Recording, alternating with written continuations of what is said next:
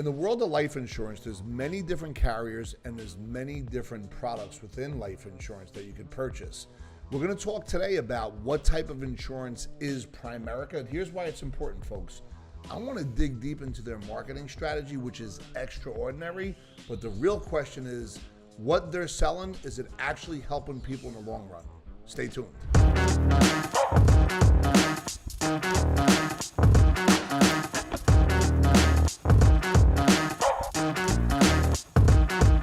Primerica, nursery rhyme, buy term and invest the difference. A.L. Williams created this in the 80s, and it's created billions of dollars for the company. Now, the real question is, all the families that bought term insurance back in the 80s, 90s, 2000s, 2010s, how many of those folks actually got a death benefit? Because we know, historically speaking, term insurance, the death claim happens maybe 2, maybe 1% of the time. In other words, 98, 99% of the time, these policies expire worthless. I have with me today Alexa Criollo.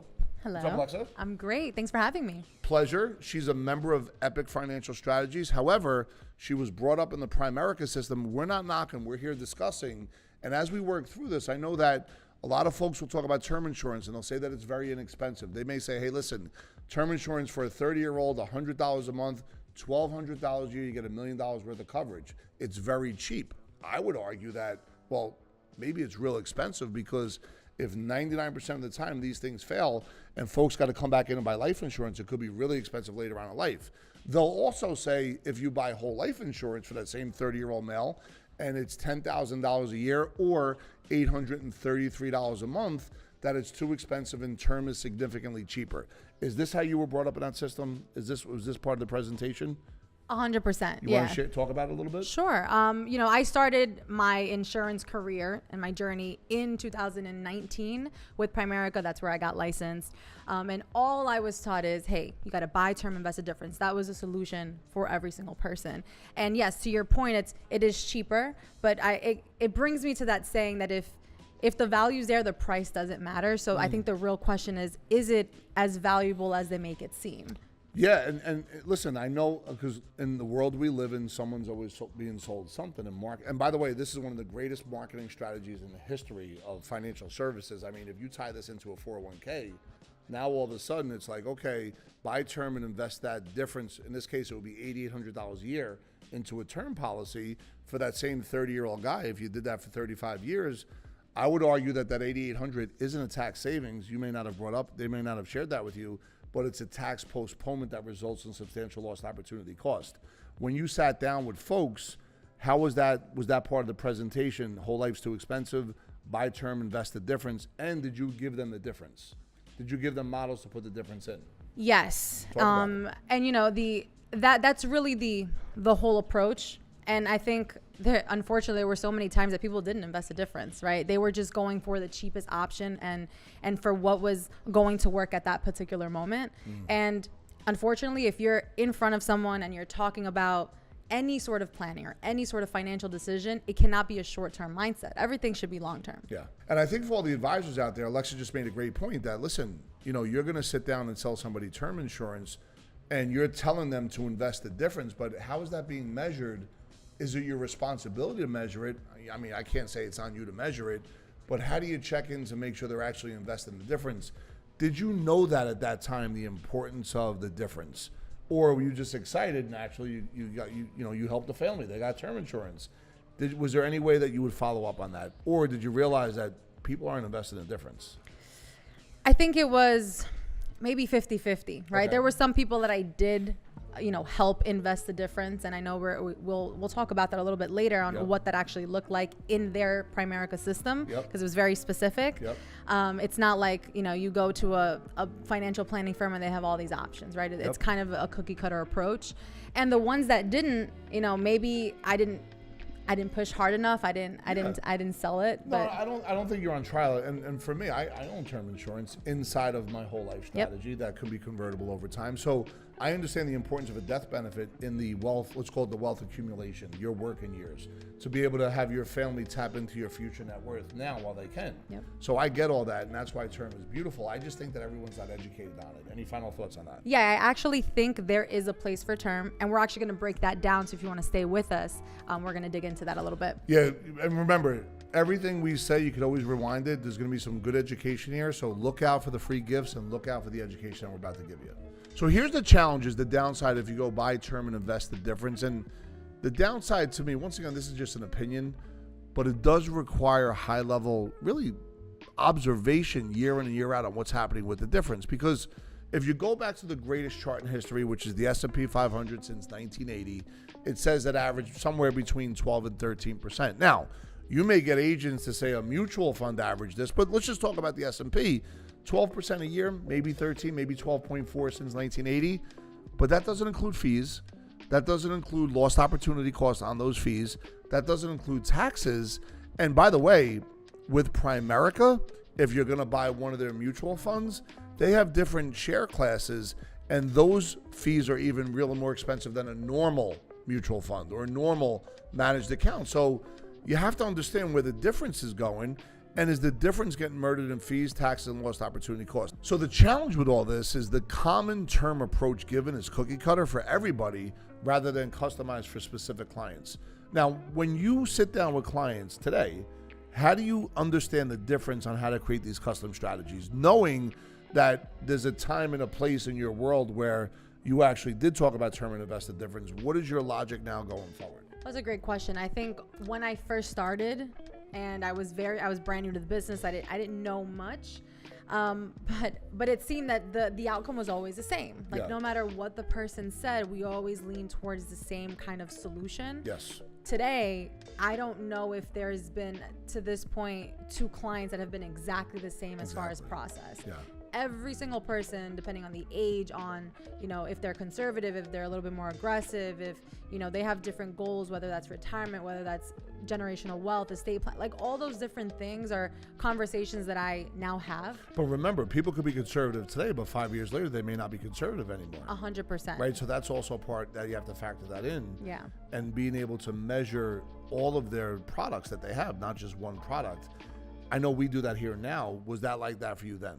It wasn't, right? Okay.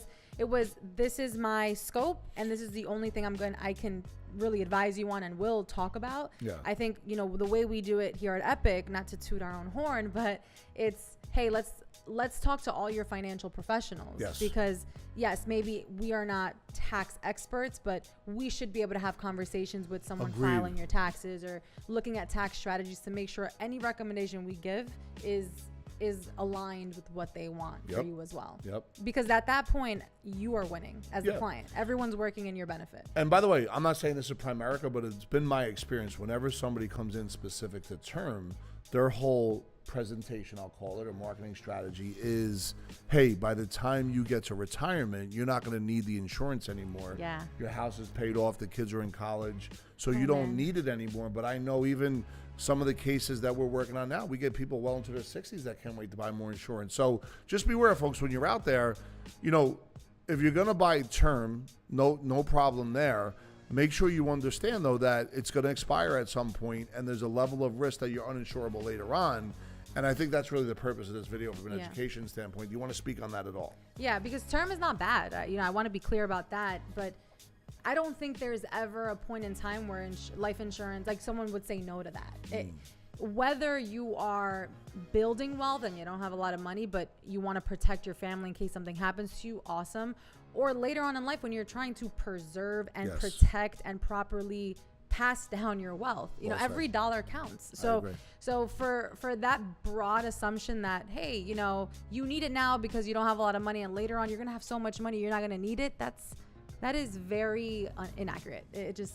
That doesn't usually happen. I don't think I've ever met someone that said, yeah, I don't need any more, and I'm good. It doesn't happen. And that's why we want you to stay tuned for the rest of this video, folks, and rewind anything that you haven't. And by the way, don't forget to ask questions. Go in the comments. If there's anything that we just said that really kind of made sense or you want a clarity on, ask a question. If there's a video you want us to do, ask a question. We'll make sure that we do that. What's the difference between term and whole life?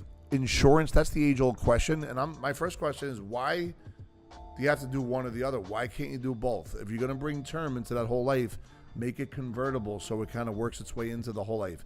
I think one thing we could agree on, and there's going to be somebody out there that says I'm a genius at investing and all I need is term and I don't need any insurance in my retirement. Good luck. I hope it works out for you.